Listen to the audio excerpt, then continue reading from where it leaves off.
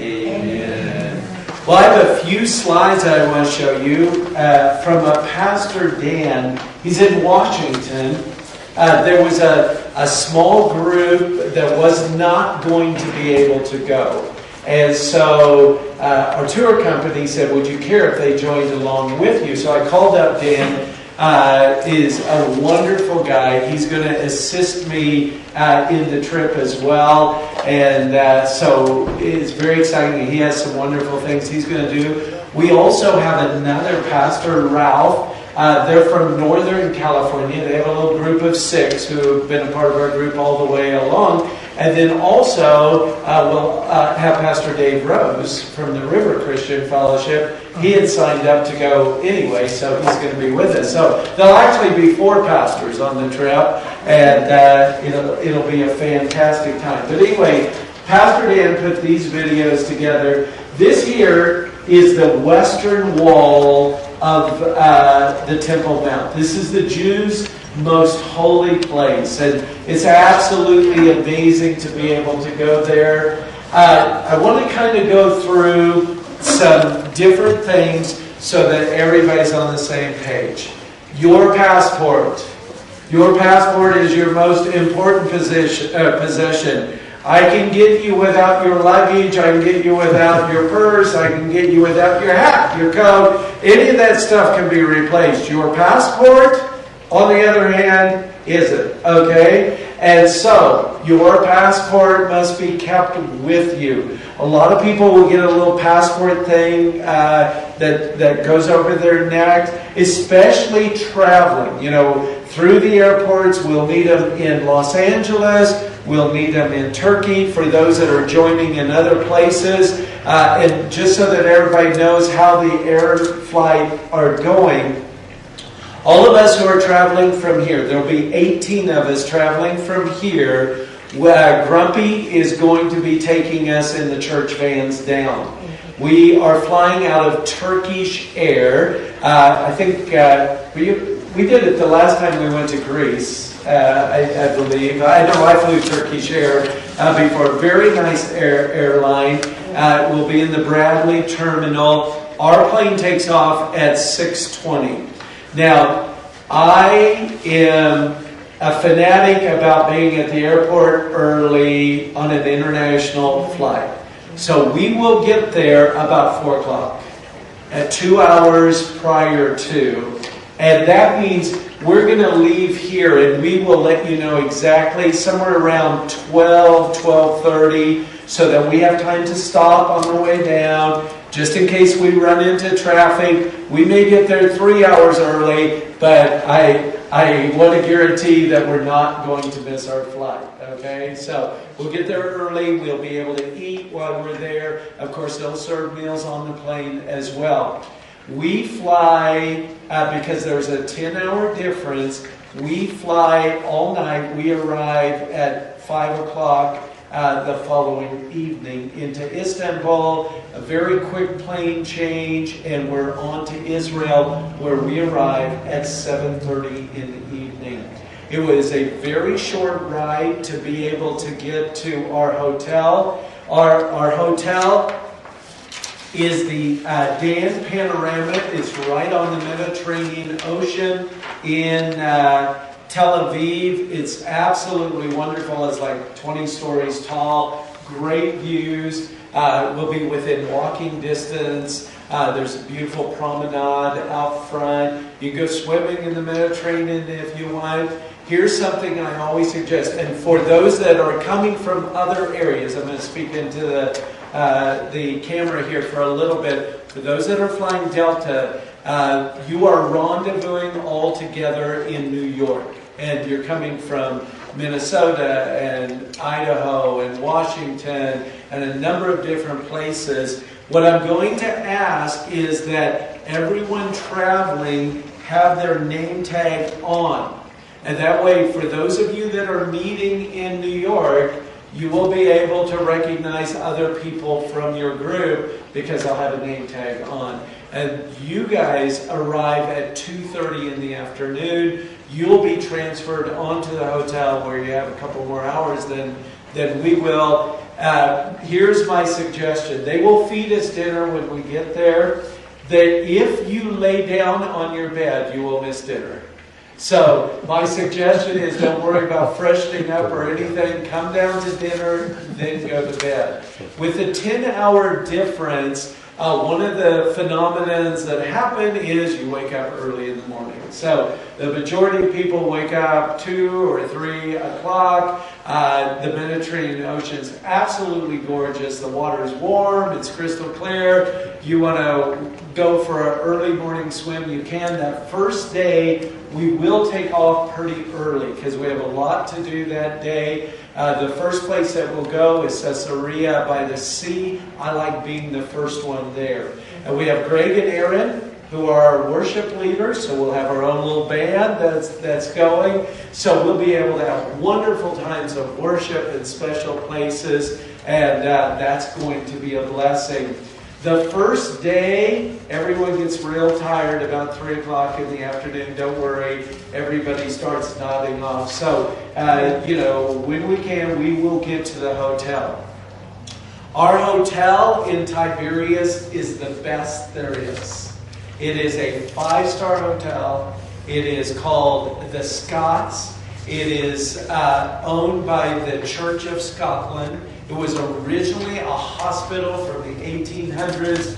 They have rebuilt it. It is fantastic. Maria's been with me. The food, you've been there too, haven't you? The food is absolutely the best in Israel. So it's going to be a glorious time there. And again, we'll get back there. You'll be able to eat, go to bed, and by the next day, be in pretty good shape. So let's go back to our list here before I go on with our tour. Your passports, you keep them with you. Now, when we're in Israel, it's fine if you want to lock your passport in your safe in your room and not have it on you every single day. That's fine if that's something that you want to do. If you want to keep it with you at all times, you can. Travel insurance, I think the travel companies already talked to you about that. Luggage. Everyone has been given 2 luggage tags. And that must be on your suitcase. Because that is how the porters recognize our luggage. So before you ever leave, when you get home, get it on your suitcase now. You should have 2 of them. The other one you should put on your carry-on. And now let me tell you why. Because if you have a carry-on and it has this red tag and you inadvertently leave it somewhere at a restaurant or something, chances are, even before we get out, somebody's going to go, oh, hey, wait, this got a red tag on it. Or, worst case scenario, the restaurant where we've eaten is going to at least have an idea where to look for you at. Now, I always carry a backpack. These little bags that they have are awesome. And I actually put that in my backpack, and sometimes I'll only carry that. I carry a Bible with me. We'll be doing lots of Bible studies. So if you want a Bible, you can. I know now there's lots of electronic versions that don't weigh as much. I take my big Bible because I have my notes in it and I want to be able to teach. The reason why I like taking a backpack, I can keep a little light jacket in it. I can put my water in it. If I get in a situation, we go into a building, say, and it's a little bit cool or something, I got my jacket with me. I always carry a bottle of water. Israel's very much like Yucca Valley. You can get dehydrated easily, so you want to do it. So, and the other thing I like about it is easy for me to maneuver. It's on my back. I'm not trying to carry something else. So, again, when you're packing for your trip over, okay, I always take with you on the airplane your medicines and anything that you would have to have. I always suggest taking 1 change of clothes in the carry-on with you. Marilee and I's first trip to Israel, We didn't have our luggage for 6 days. It was sort of an extraordinary situation.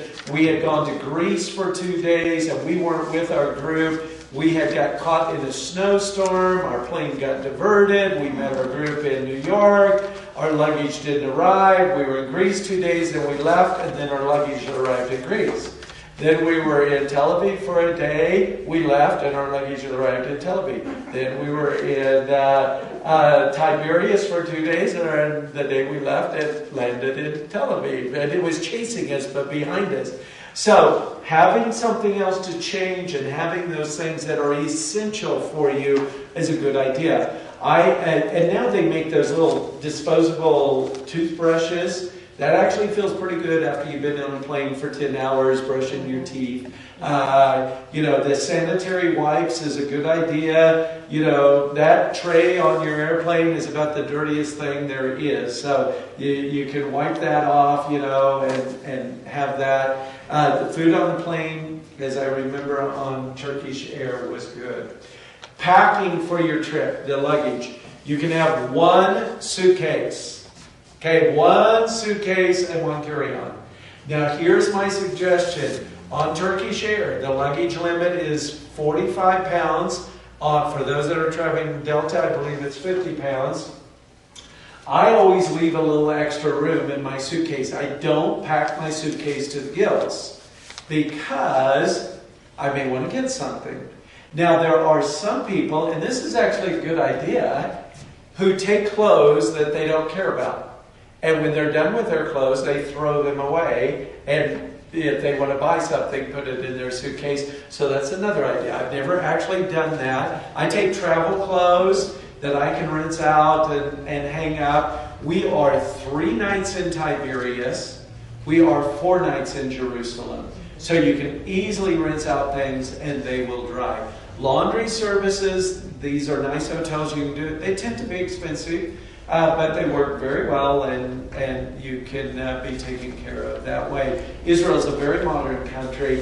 If you forget something or something goes totally haywire, it's a community where you can get stuff. Where we're staying in Tiberias, very safe, very easy to walk around at night. The shops are open at night. It's a blast. They have a promenade down there. All kinds of things to do. So that's actually a lot of fun to be able to go down there. They have a department store. They have a mall. If you forgot something broke, you can get something else while you're there. And again, the way I pack so I dress in layers. It might be a little bit chilly in the morning and yet warm way up in the afternoon. So for me, I take travel pants that I can zip off. If I want to wear shorts, if I need to put on long pants, I can. The weather in October is generally perfect every day. Chance of rain, very, very, very minimal. So that part is all wonderful. That being said, I always plan for anything. So, I might throw in one of those package ponchos, just in case there's a freak something. Doesn't weigh anything. I can keep it in my luggage if I need it. Like I say, I dress in layers so that, I can dress up or I can dress down. I also take a good hat. We're out in the sun a lot. And I don't have much hair left up here anymore, so I need to kind of protect it all that I can. There's nothing that you have to dress up for, so you don't need any fancy clothes whatsoever. Some ladies like wearing a dress at night for dinner. You can if you want to. At the dinners and the food, well, we'll get to that in a little bit. Electronics. Probably the biggest problem is people bring their 400-watt hair dryers and they blow up, okay? Most of the hotels that we have are going to have a hairdryer. You have the names of your hotel. You can go online and see, but they're very nice hotels. And most of them have a little 110 plug-in because the currency in Israel is like Europe. It's different than ours.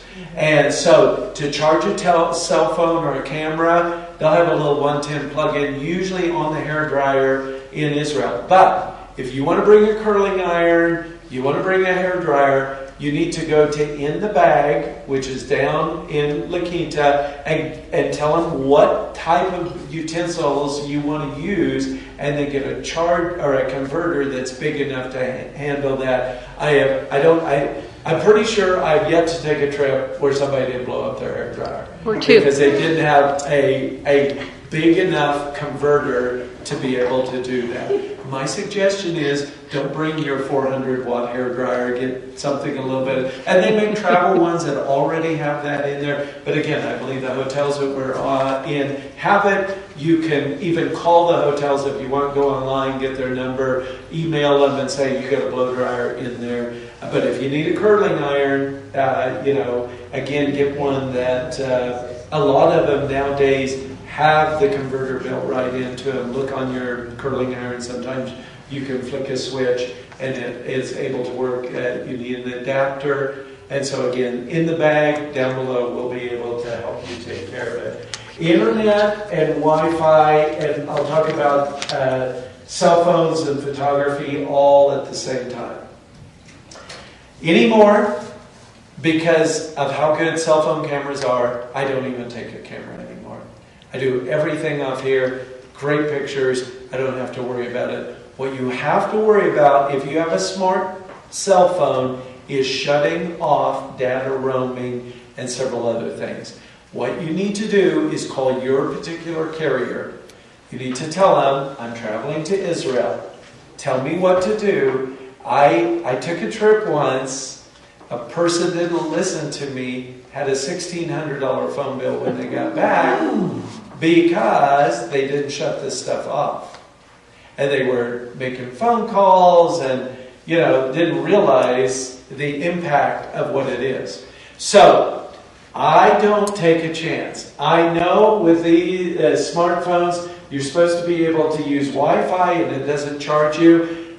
Myself personally, I don't ever turn my roaming on anywhere, anytime. What I do though, I get an international texting package, and you can get, and it's not very much. You can get it for I don't know, each carrier is different, but then I can text. People are able to get a hold of me. I don't answer my phone. If it rings, it will still ring. But you need to understand, if you answer that phone, you're paying $3 a minute to be able to talk on it. So texting for me works. I take people who use the Wi-Fi, they're sending pictures back, they're uploading on Facebook, that's fine. I just don't do it because I'm not sure I'm smart enough to make sure that I'm not getting charged for anything. The hotels have Wi-Fi. So if you don't have a smartphone, but you want to be able to communicate, they have business centers that you're able to do that. Photography, again, with new style cameras and stuff, that's kind of a new point anymore. Cash and credit cards. When you're going overseas, you need to call your credit card company and let them know where you're going to be. For you guys that are going to Jordan, you need to let them know, I'm going to be in Israel, I'm going to be in Jordan. They'll ask you what dates. For those that are just going to Israel, you tell them the dates that you're going to be going, and then they'll okay that. I don't take a lot of cash. The worst thing to take are traveler's checks. So don't mess with a traveler's check because they don't take them. Now what's wonderful with debit cards now, you can go up to any bank, you can put in your debit card, and when we're in Israel, you will get shekels. And that's wonderful. So it's shekels. And I'm not sure exactly what the exchange rate is. The last time I was there, it was approximately 4-1. But the good thing by doing that is the exchange rate is perfect. When you go to a place where you'll get cash, they charge you. There's still money changers. I mean, it's the same way in America as well. You will find any store that we go to will take a credit card. And if you want to get something big and have it shipped, I have never, in 25 times of taking trips to Israel, had anybody not get what was bought in a legitimate shop where we were and shipped home. Okay, so that's a wonderful thing. Now, again, it's always a good idea to have some cash on you. And I do several things. I actually have some secret compartment things that I put some cash in that I have with me at all times. And that way, you know, if some emergency, I have it. You don't have to change lots of money into shekels. It's always a good idea in Israel to do shekels because you actually get a better deal. And a lot of times, breakfast and breakfast and dinner is included. And there's a couple extra lunches that are thrown in as well. They're doing that as a gift for us for taking this other group with us as well, giving everybody some lunches, which are nice. Breakfast is huge. It's a buffet breakfast. Every fruit, vegetable, fish, pastries, eggs, anything but bacon. You're not getting bacon. You know that, right? Okay. Although, at the Scots you will. You can have bacon because it's not kosher. I forgot that. So, eat up there. But fabulous food. The meals at night are huge. They're course after course after course. Beautiful, beautiful meals. So you're going to love that. For lunch, we do a number of different fun things. We'll eat a falafel. We'll do things. Lunch, many times, will be pretty quick. It'll just be a bite to eat, but you're getting 2 huge meals every day. Are we going to do the fish? Okay, the question was, are we going to do St. Peter's fish? Yes, it's a law. Okay. You can't go to Israel without eating St. Peter's fish, all right? Eyeballs and everything, so. And then, so make sure you call ahead of time. I do this now. I wouldn't wait till the last minute to do things.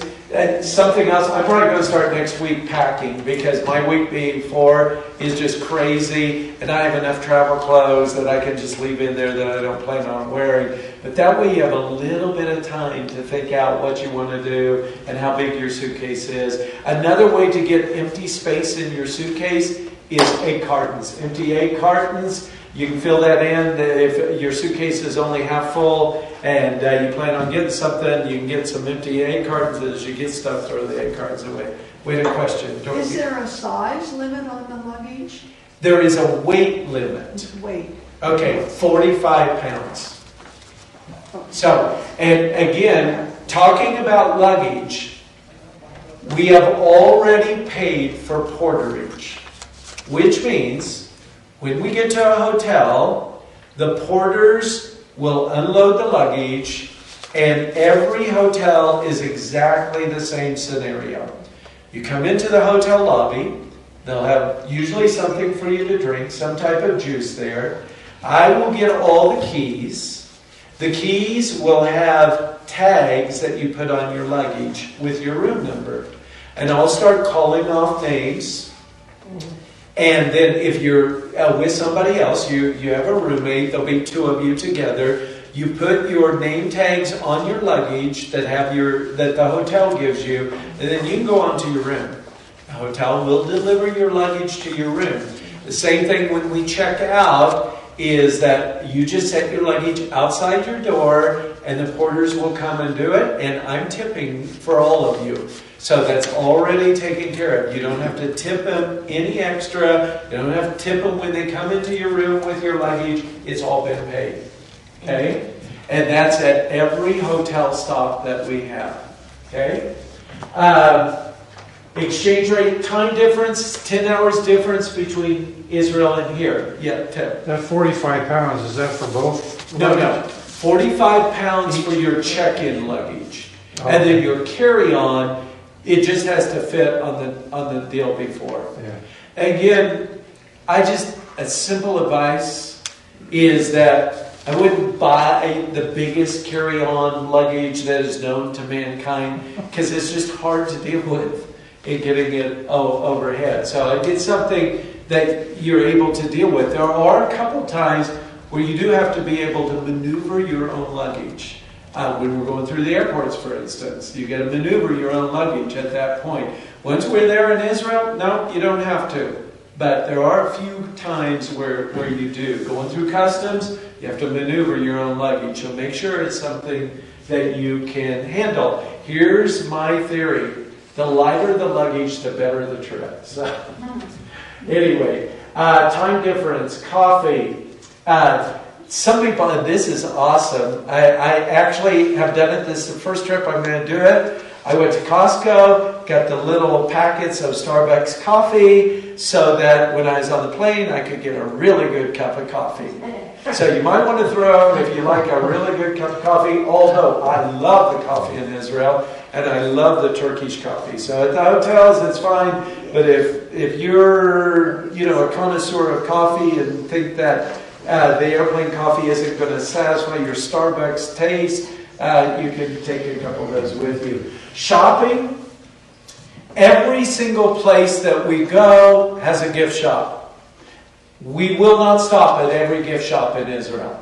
Okay? Because that's all we would get done if we do that. I promise you, I will give you plenty of time to shop.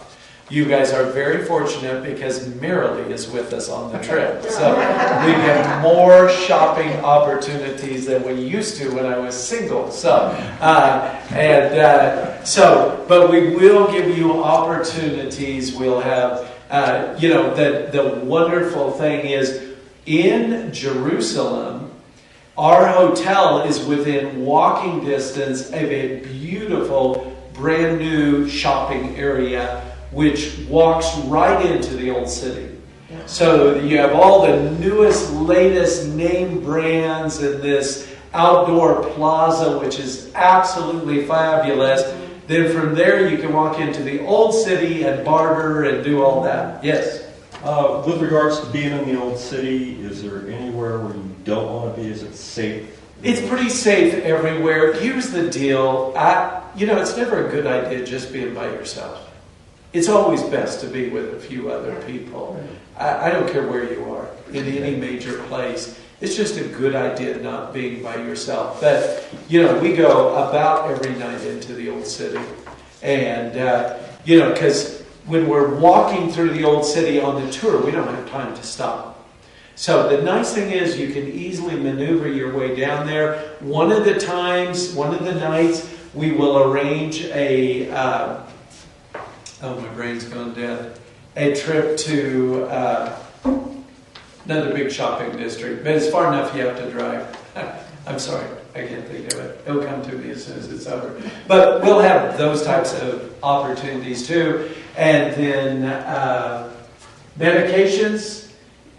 Leave your medications in your medication bottles that have your prescriptions on them. Just take whatever you're going to need over there. In cases of an emergency, I've had people fall, I've had people have to go to the hospital, I've had all kinds of things. Israel is very wonderful in all of that, and medical care tends to be very affordable. We don't need a visa. Travel tools. One of the wonderful things that's happened in the last few years, and we'll have it this time, I will have a microphone, you will have headphones. Mm-hmm. And the guide will have a microphone. So in the old days, it used to be we'd all have to gather around, and I'd be going, gather around. I'd be talking loud, especially if it was in an area where there were lots of other people, which there are some places like that. Now it's wonderful. You have your own headphones on. You want to walk over there and look at that over there and take your pictures over there. I don't care. It's going to be just fine because you're still going to hear. You're going to know what you're seeing at that time. The one thing, and we will address this when we get on the bus the first morning, everyone knows whether you're this person. If you're a person that's late, okay, I want to tell you, you're late like 4 times in a row, people will hate you. Yeah. Because you're holding everyone up. And so, if we say we're leaving at 8, what we mean is the bus is pulling out of the parking lot at 8. It's not, it's 8 o'clock? I better go run down to the lobby and, I got to go to the bathroom first. And did I get my hat? And do I have my Bible? No, 8 o'clock means at 5 till 8, you're sitting on the bus, all ready to roll. Because seriously, we could lose a whole day, just by waiting on people. And again, everybody knows whether I'm the late person or not.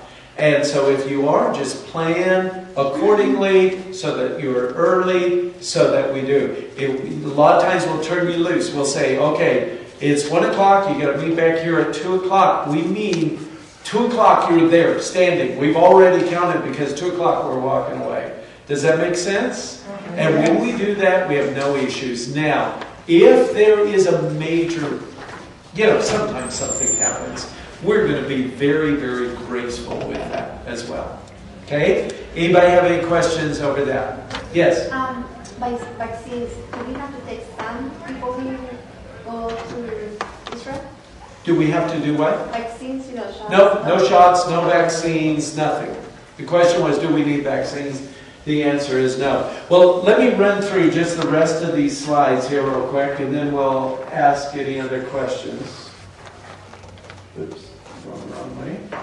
So, these are a few things that we're going to see. This happens to be Megiddo over here. We're going to go to some churches, not a lot. Because again, we want to give you the experience of Israel. We want to give you the Jesus experiences. There are some real historic sites that we'll go to. This is Beth Shean. It's always an amazing place. This is fabulous. This is the Capernaum Synagogue, the ruins of that. We'll do a boat ride across the Sea of Galilee. This is the Elah Valley where David killed Goliath. You can still find the smooth stones. This is again another picture of Megiddo.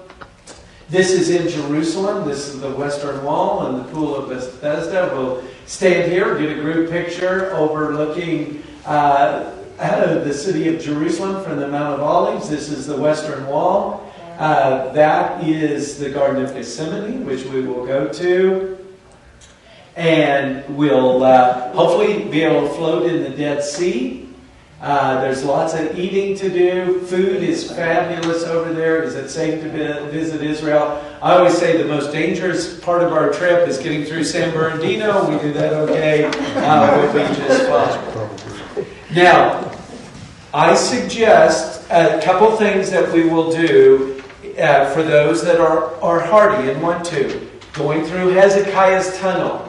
And that is 5 football fields in length. If you have claustrophobia, you're not going to like it. You're going to be up to your water up to your knees. At certain points, I have to bend over about this part to be able to get through. And it's 5 football lengths getting through. But for those that are adventurous, it's a fantastic, true, real, historic site. At the Dead Sea, I suggest that you have water socks. So that way, you just won't deal with anything. We're going to do a baptism in the Jordan River where Jesus was baptized. A beautiful place. They have showers there. And my suggestion is, even if you've been water baptized, not that we believe in baptizing again, but I always liken it to renewing your marriage vows. You're in Israel, you should get baptized in the Jordan River. And it's a fabulous place, and we'll have an extended time of worship. And again, we'll give you those instructions every day. To get baptized, whatever you're going to wear with a dark t-shirt or something over it to be able to get baptized in. Anyone have any questions? Yes? About a year ago, I took a flight to Rhode Island, 6 different aircraft. And I've got American Airlines carry-on, Yeah. which will fit in the overhead. Okay. I also had a strap for a carry-on. Right. Is that permissible? Yep. Without putting it in Yep. storage? Yep, absolutely. Everybody can take a carry-on. You can have a carry-on and a personal item. So for women, that's generally a purse. So you can actually have a carry-on in this little bag that Imagine has given you. What I do with that bag, a lot of times I won't take my backpack. If I'm going, on a certain thing, I'll just throw a bottle of water in there and put my Bible in there. And, that's the only thing I'll carry because it's very easy and lightweight. Any other questions? With regards to everything that's going on in Israel, and I know it's safe there, there's 6 million Jews living there every day, but we're talking about maybe going to Golan Heights with everything. Yeah, they will determine where we go. The Golan Heights is, you can actually look into Syria. You can look down upon the United Nations village. There was a couple Calvary Chapel groups. I just got their pictures from there. And they went up there and prayed, and it was fine. So, again, we will never put you in danger. No, I don't. And, but again, much of the things that you see on the news, Gaza, I've never seen Gaza, not even remote. So, every once in a while, I've had it where I've been on the trip. I've gotten a frantic call from the United States going, "Are you guys all right over there?" Yeah, we're just fine, Well, the news makes it sound like that. No, we're fine. Everybody's doing everything that we're doing. In fact, through this whole thing that happened, every day there were tens of thousands of pilgrims there seeing the entire country of Israel without incident. Okay, yes, Ted. Will we have a heads up on when we need our swimming trunks Yes. on the tour? We always will tell you the day before. Okay, bring your swimming suit, bring your water socks, we're going to do this. And again, we have a number of younger people and a number of older people. And so there will be times that we'll say, this is going to be something for the hardy at heart, which means that you have to be in shape. You have to be able to almost run or walk really fast to be able to do it. And if you can do that, then you're welcome to come along. For those that aren't, we'll have a different thing. And that's what's going to be nice about having several different pastors. We'll be able to split up a little bit. There's only a few times that we do that. Caesarea Philippi, I always give that option. There's like a 2-mile hike that ends up in a waterfall.